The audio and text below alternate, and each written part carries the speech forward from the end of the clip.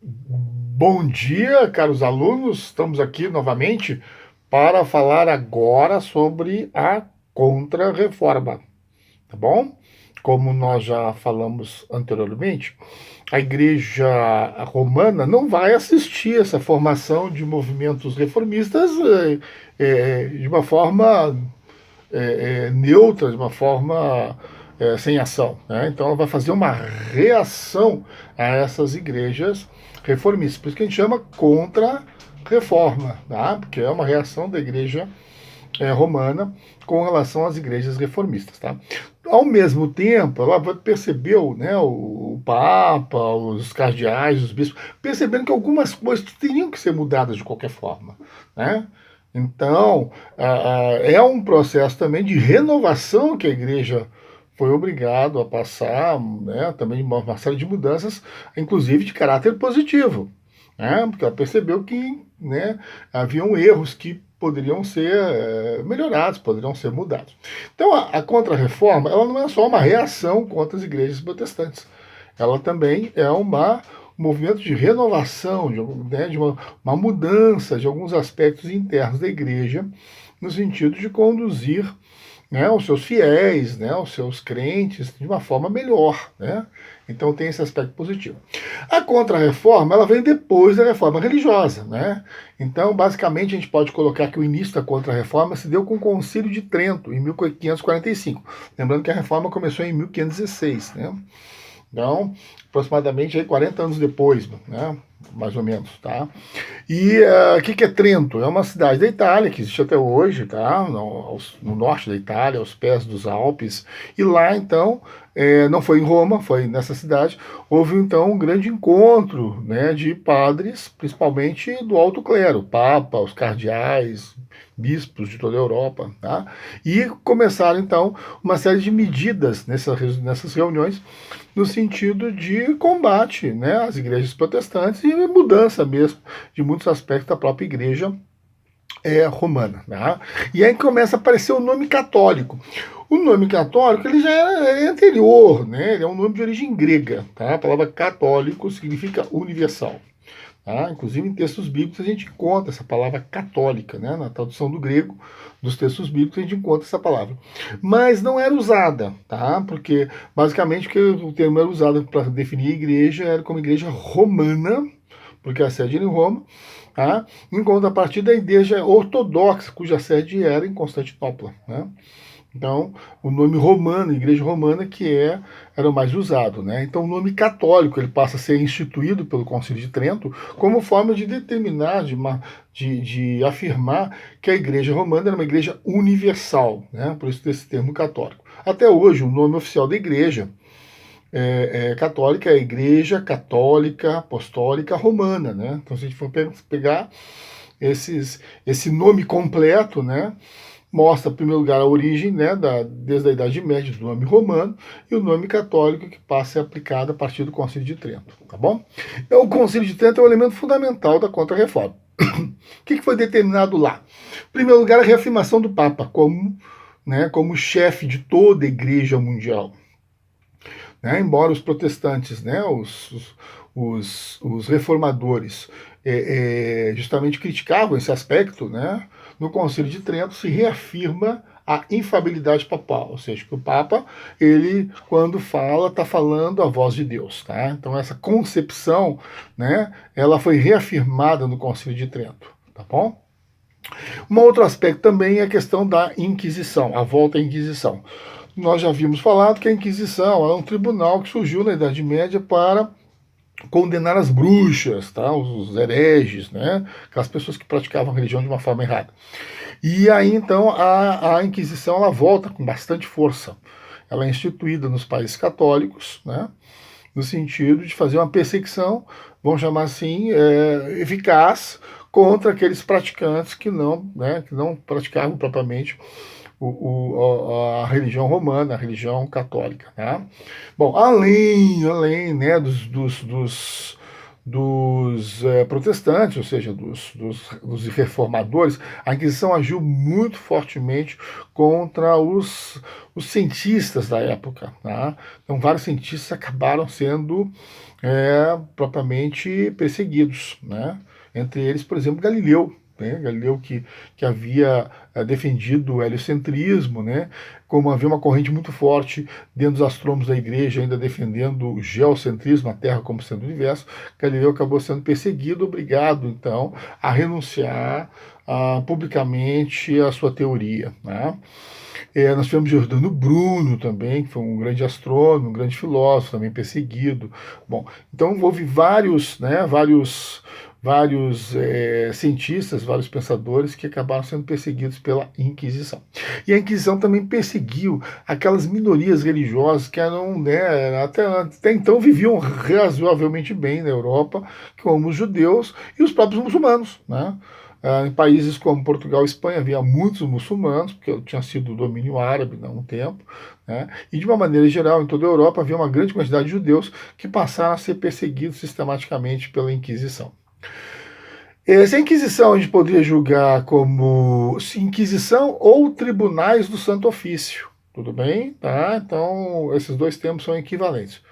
Como a gente poderia talvez julgar a Inquisição de uma forma assim, né, mais como algo ruim, algo não tão bom, né? Afinal de contas, as condenações envolviam inclusive a morte à fogueira, né? Como eu coloquei nos slides para vocês, podem depois olhar lá, tá? Outros aspectos foram muito positivos, como o caso da criação da Companhia de Jesus. Tá? A Companhia de Jesus ela é anterior ao Concílio de Trento. Só que ela era uma iniciativa muito pequena, feita por Inácio de Loyola, né, que propôs, vamos dizer assim, a constituição de um grupo de padres no sentido de evangelizar outros povos, ou seja, de levar a crença cristã para os povos não cristãos. A Concílio de Trento então determina que a Companhia de Jesus vai ser o grande instrumento evangelizador de povos, principalmente dos novos povos, porque em 1545 a América toda já estava descoberta, já estava sendo colonizada, né? Inclusive o próprio Brasil, e os padres da Companhia de Jesus então que vão para essas regiões fazer as chamadas missões ou colégios, tá? Colégios quando eram iniciativas menores, né, com uma tribo, uma aldeia indígena, ou algumas aldeias indígenas e tal.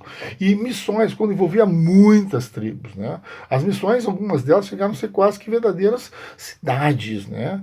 Ou seja, a parte urbana delas era fantástica em termos da época, pela quantidade de casas, de construções que havia.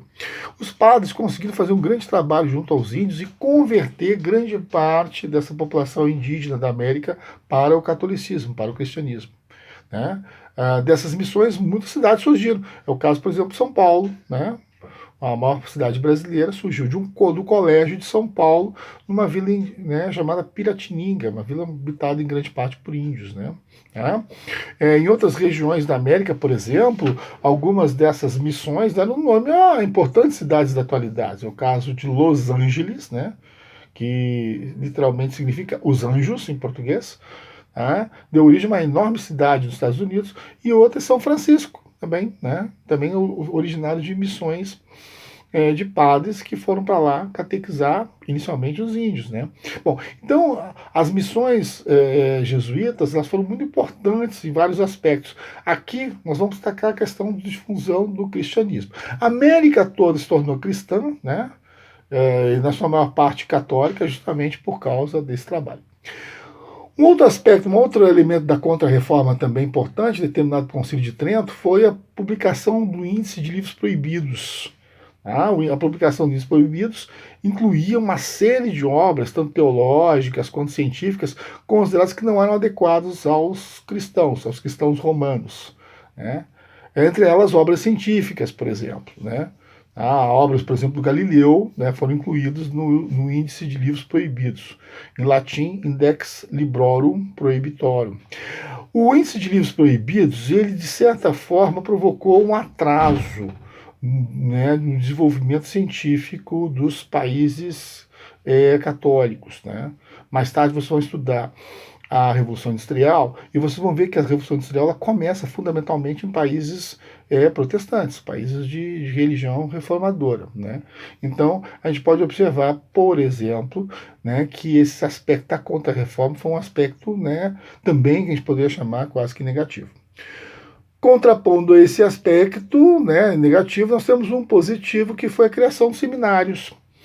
Até então vigorava uma formação de padres muito livre, aonde muitos indivíduos se tornavam membros do clero, chegando inclusive a bispos e cardeais, mas praticamente sem nenhuma formação religiosa, né? Não conhecimento nenhum da Bíblia, né? Nenhum conhecimento propriamente de teologia, de estudos religiosos.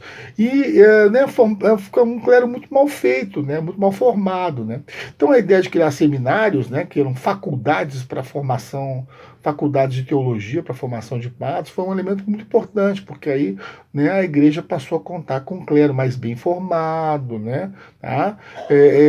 Outra coisa também, indivíduos que realmente tinham vocação, né? Porque muitos indivíduos, aqueles que vendiam indulgências, etc. Tal, né? Vendiam relíquias para ganhar dinheiro, não tinha vocação nenhuma, né? Estavam na igreja simplesmente para, né, para ganhar dinheiro, para ter vantagens, né?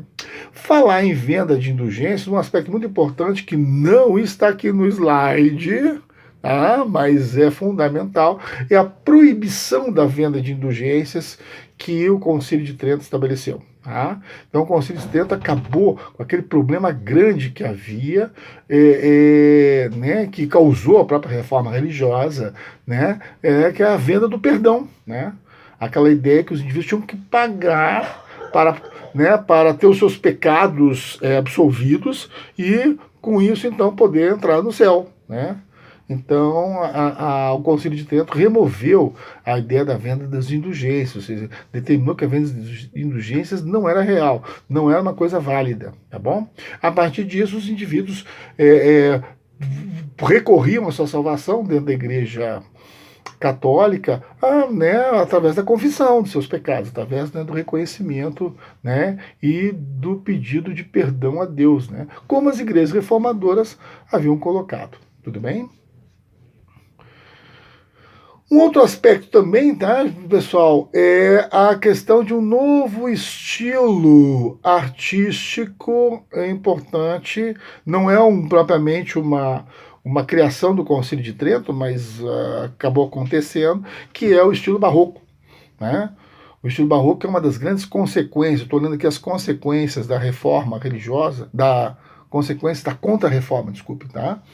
Então, a contra-reforma ela acabou fortalecendo, desculpem, o estilo chamado barroco. Tá? Como vocês vão ter algumas ilustrações e nós vamos ter a oportunidade de trabalhar no nosso terceiro trimestre também. Tá?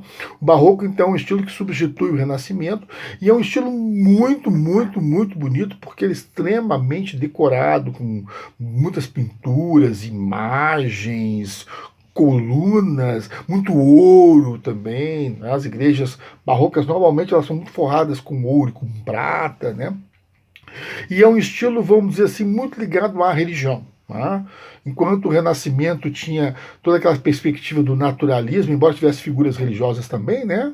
Como Cristo, Deus Pai, Adão, figuras do Velho Testamento como, por exemplo, Davi, né, Moisés, mas as figuras do Renascimento eram figuras geralmente, né, muito nuas, né, muito naturalistas, né, e não se julgou na Contra-Reforma, que era uma arte adequada. Né? A arte adequada é uma arte de introspecção, de Cristo crucificado, né? Cristo com suas chagas, Cristo com coroa de espinhos na cabeça, muitos santos, né? Imagens de santos chorando, penitentes.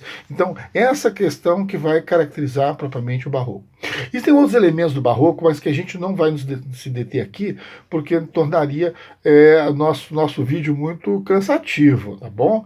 Então até nós vamos passar um pouquinho adiante com relação a isso. Tá?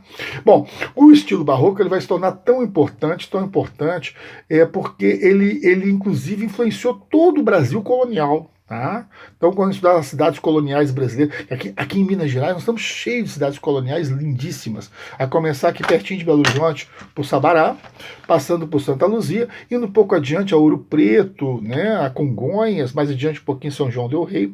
Cidades carregadas de prédios e igrejas coloniais, que justamente são barroco. O barroco no Brasil ele tem essa designação colonial. Mas isso a gente vai ver então em outra oportunidade com mais detalhes, tá bom? Tá? Nossa aula está ficando já muito longa e vocês depois olhem os slides, né? O próprio texto do livro. E qualquer dúvida, não se esqueça de recorrer ao fórum ou recorrer, então, à nossa comunicação do privado no AVA, tá bom? Cuidem bem da saúde, tudo de bom, vamos nos encontrando aí, tá bem?